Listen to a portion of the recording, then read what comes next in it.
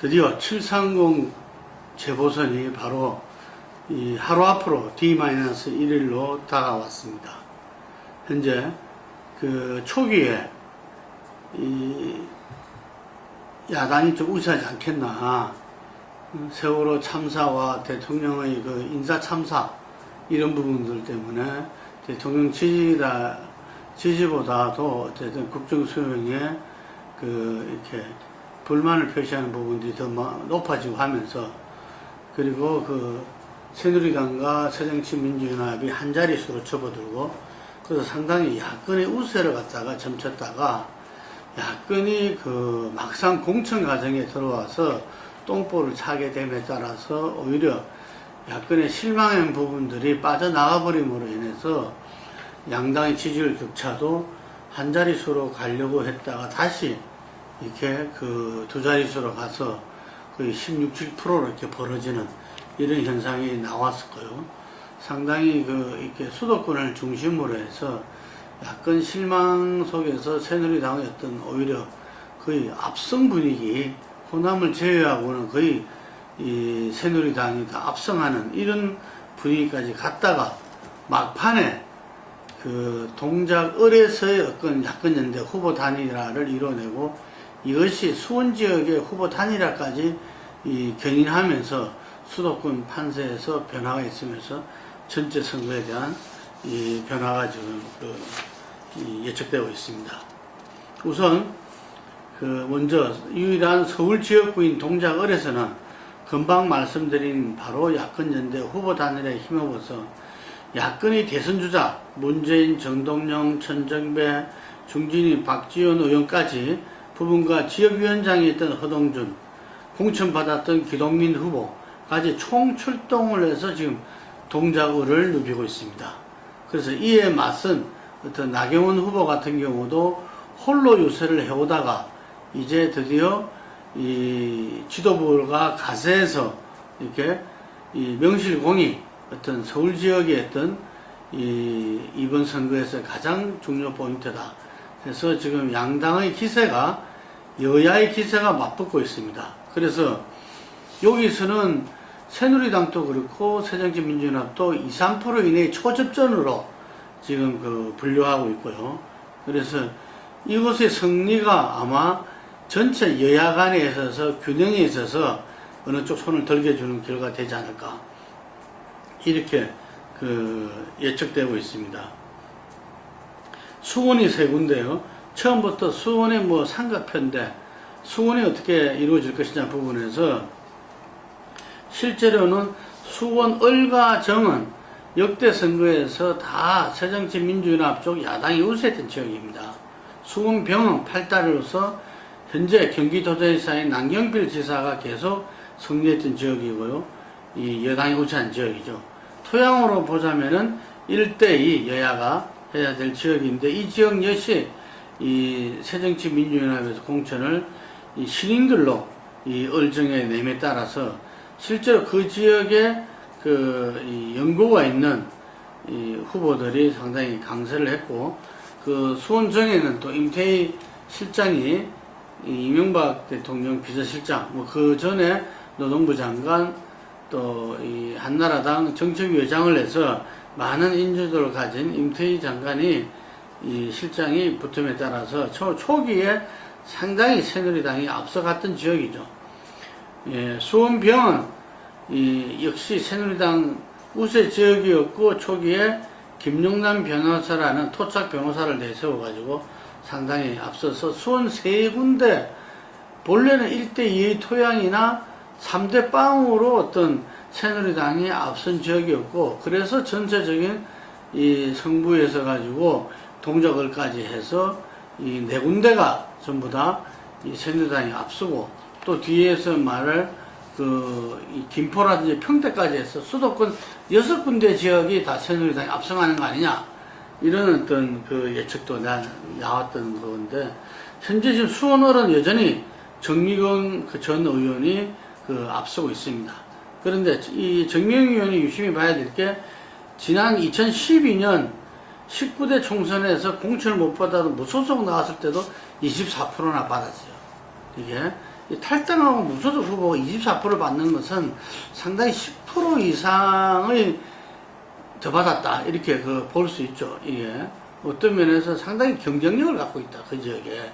뭐 그런 의미에서 상당히 10% 정도 토양에서는 더진 지역이지만 이 새정치민주연합의 백혜련 이 후보라는 어떤 같은 여성이지만 약세, 인지도도 낮고 지명도도 낮은 그 후보와 맞서서 상당히 압도적으로 우세해 있다. 이렇게 볼 수 있겠습니다.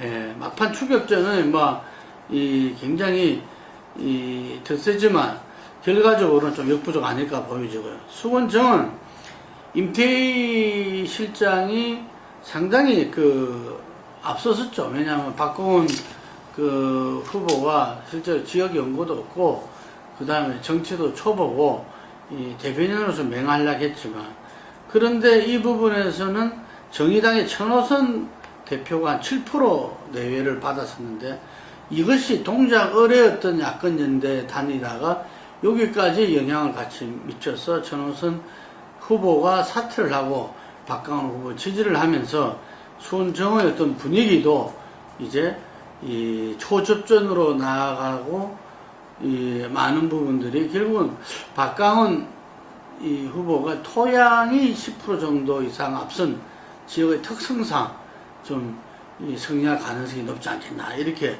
예측을 하고 있습니다. 그래서 일단 을정을 하나씩 이렇게 본다면은 수원병이 결국 수원 새 선거의 어떤 승부를 가늠할 건데, 이게서 재보선의 왕자 손학규 전 대표가 상당히 막판에 스포트를 내고 있죠.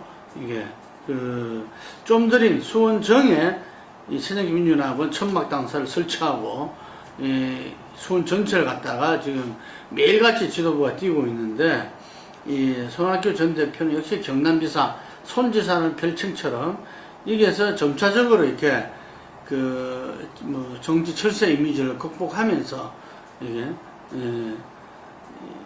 선전을 갖다가 하고 있습니다. 그래서 이 지역은 현재 새누리당, 새정치 모두 다 이게 뚜껑 열어봐야 한다 할 정도로 지금 초접전 지역입니다. 그래서 앞서 말한 동작, 을과 수원, 병이 두 군데가 다 초접전이다 라는 것을 말씀드리겠습니다.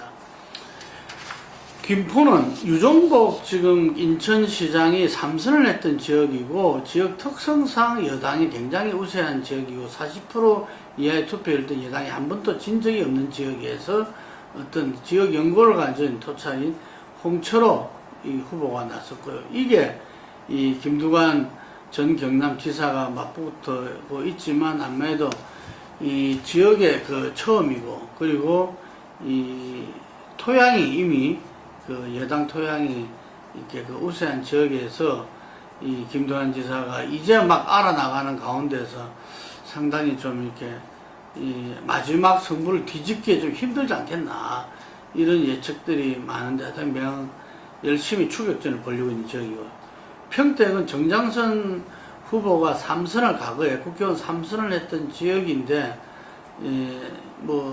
엎치락뒤치락 하고 있습니다. 하고 있는데 어쨌든 지난 3선의 국회의원이 그렇게 무력하지는 않겠나 이런 예측이 있습니다. 그래서 제가 봤을 때 수도권 6군데 같은 경우는 새누리당이 현재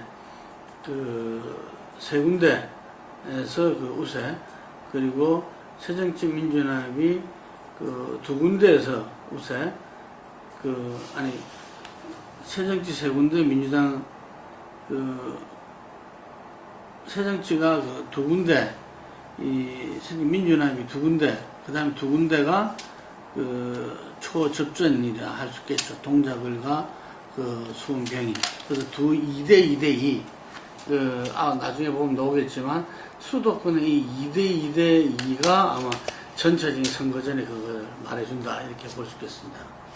근데 여기서 우리가 이제 내려가서 중부권에 충청도를 보면은, 이게 충청도가 우리가 항상 총선 대선에 당락의 어떤 승부의 어떤 바로 밑에 딱 이런 이야기를 하죠. 이번 강력단체장 선거에서도 강력단체장의 충청 강원도가 다 이 새정치민주연합이 휩쓰면서 7대 8로 근소하게 민주당 이기는 어떤 그게 됐었는데, 그렇지만 기초단체장 선거에서는 상당히 새누리당이 그 압승을 했죠. 근데 이번 국회의원 선거를 보면은 대전 대덕 그 부분에서는 지난 지방선거에도 5개 구청장 중에서 4군데는 새정치 민주연합이 차지했지만 여기 대덕구만은 어떤 이 새누리당이 그 차지했어요.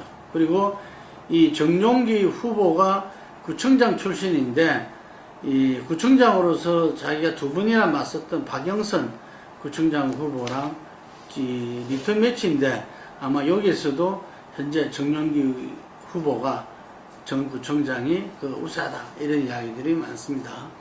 예, 그리고 충주는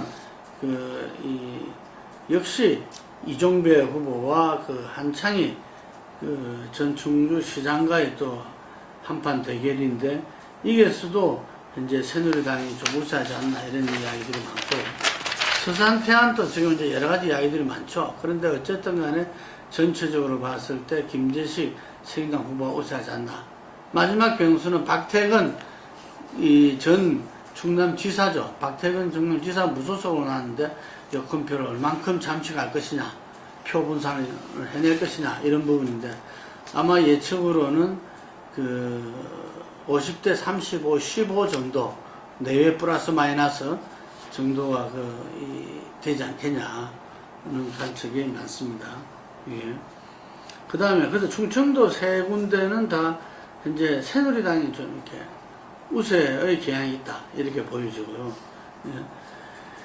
이 말도 많고 탈도 많았던 이번 지방선거에서 어떤 새누리당 민주연합의 공천 파동의 그 중심이었죠. 강주 강산을.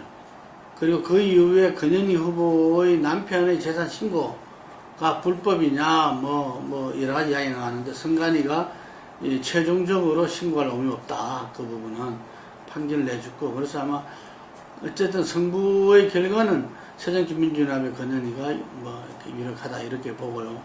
그 다음에 그 전남 담양이라든지 한평 그리고 이 나주 이렇게 하순 뭐 이 지역에서는 무난히 그 새정치민주연합의 이계호 후보, 신정훈 후보가 당선 가능성이 높다.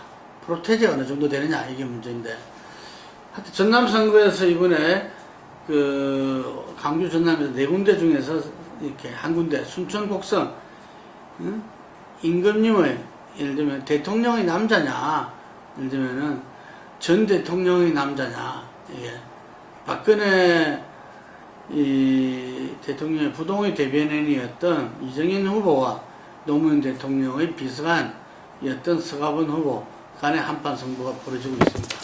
여론조사는 엎치락뒤치락 하죠. 어느 조사에서는 이렇게 최초로 이정인 후보가 앞선 결과도 나왔는데 민심은 결과적으로 이정인 후보가 곡성이 3만 1천, 서가번 후보의 고향 순천이 27만 7천 정도 되는데 그래서 순천 곡성에서는 아무래도 서가번 후보가 막판 결국 투표 때 그거로는 좀 유리한 환경이 있다 이렇게 보고 있습니다. 그래서 순천 곡성을 한번 주목은 해봐야 되겠지만 호남 4군데는 다 새정치민주연합이 좀 우세한 거 아니냐 이렇게 봐지고요. 마지막 남은 영남의 울산 남구읍과 부산 해운대 기장합간 경우에는 지난번에도 말씀드렸지만 어떤 이 삼선의 이 시장을 했던 울산 시장을 했던 박명호 후보가 상당히 앞서고 있고 구청장 출신인 배덕강 후보가 부산 해운대 기장갑에는 우세하고 있습니다. 그래서 이걸 전체적으로 보면은 우리가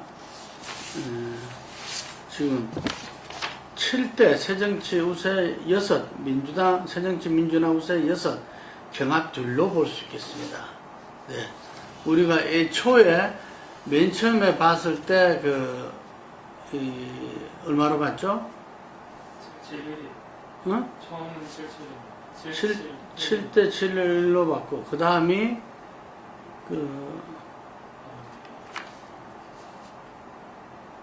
6대 3대 5. 6대 3대 5, 아니, 7대 3대 5. 7대 3대 5로 봤습니다. 그래서 지금 이제 7대 6대 2라는 것은 상당히 그 새정치민주연합이 좀 상당히 좋아진 분위기죠. 이게 그 이후에.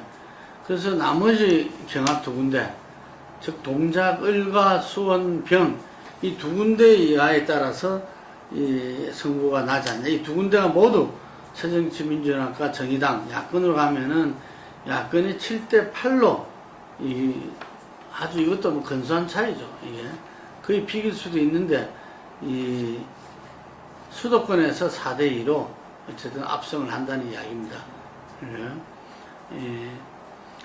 그래서 이 두 군데의 향방에 따라서 8대7, 9대6, 7대8 가장 많이 벌어지는 거는 이 새누리당이 다 초경합 쪽에서 이겼을 때 9대6 정도로 벌어지죠. 예. 예. 그랬을 때 이 과연 새정치민주연합이 패배를 선언할 것이냐. 예. 패배를 선언하면 당장에 이 지도부에 대한 문제 제기 속에서 조기 전당대회가 나올 수도 있고 이런 거죠. 그래서 안철수 공동대표는 5석 이상만 되더라도 승리한 것이다. 기존에 5석이었으니까 예. 그런 논리도 펴고 했는데 하여간에 이 김능구의 전국 진단에서는 마지막 내일의 어떤 결과를 7대8로 봅니다. 이게 7대6대2를 갖다가 지금 분석을 통해서 내놨다면은 이 속에서 마지막 결과 예측은 7대8로 또다시 지방선거에 이어서 그때가 무승부다 한다면은 이번에도 거의 숫자적으로는 무승부지만 어쨌든 수도권에서 지난 대선부터 이어져온 상당히 여당이 굉장히 많은 노력에 의해서 수도권에서 커버해냈죠. 수도권을 커버해내면서 지방선거 때도 경기지사와 인천시장을 이 새누리당이 가져가면서 전체적으로 모양새가 7대8로 졌지만 예를 들면은 지지 않은 분위기, 오히려 수도권에서 이긴 분위기, 수도권에서 이긴 분위기가 전체 지방선거에서 이긴 분위기가 형성이 됐던 겁니다. 예. 근데 지금 이번에 이 8대7이나 7대8로 됐을 때는 상당히 새누리당으로서는 이 선거에서 상당히 선전한 케이스가 될 거고, 9대6은 압승이다까지도 그 이야기를 하겠죠. 그래서 새정치민주연합에서는 수도권에 지금 이제 6군데 중에서 그 경합이 2군데가 다 이기면 4대2로서 또 승리를 했다. 이렇게 할 수 있는 근거가 되는 겁니다. 그러니까 마지막 경합 2군데와 어떤 호남의 순천곡성, 과연 이정현 후보가 호남에 있어서 어떤 지역주의를 넘어설 수 있을 것이냐, 아주 빡세게 운동을 하고 있다 그럽니다. 어떤 대통령의 최측근으로서 공약도 확실하게 내놓고 있고, 그래서 이 순천곡성 부분, 그 다음에 충청도로 보면은 서산 태안 부분, 이 부분에서 마지막 지금 새정치민주연합이 김재식 후보를 뒤집기 위해서 최고의 어떤 노력을 기울이고 있는 거고요, 이게. 그리고 이 수도권에서는 이 지역으로 보면은 새누리당의 앞선계가 평택입니다. 그런데 평택에서 우리는 이제 새정치민주연합 우세로 해놨는데 이 평택에서 어떤 결과가 나올 것이냐, 그리고 이 수원병에서 손학규 대표가 또다시 재보선의 왕자가 될 수 있을 것이냐, 동작 을에서 초반 열세를 뒤집고 이 노회찬 후보가 뒤집기 성공할 수 있겠는가. 한 5군데 정도는 굉장히 아직까지 승부가 낮다 이야기할 수 없는 부분이고요. 이게 제가 분석을 했을 때 2군데는 아직까지 이 초경합이다, 뚜껑 열어봐야 한다 라는 이야기 속에서 마지막은 어쨌든 간에 7대6대2에서 마지막 선거는 7대8로 한번 예측을 해보고자 합니다. 어쨌든 간에 이 730 어떤 앞으로 국정 운영에서 어떤 어느 쪽에 힘이 실리느냐 이 관건이 되겠지만, 설령 이 부분에서 졌다 하더라도 그 짐을 갖다가 민심의 어떤 따끔한 어떤 이 메시지다 생각을 하고 그 속에서 거듭나서 국정 운영에 여야가 함께 이 새로운 대한민국의 어떤 이정표를 세워주길 바라고, 이것이 결국은 총선 대선에서 큰 이 기둥이 되고 잣대가 될 것이다.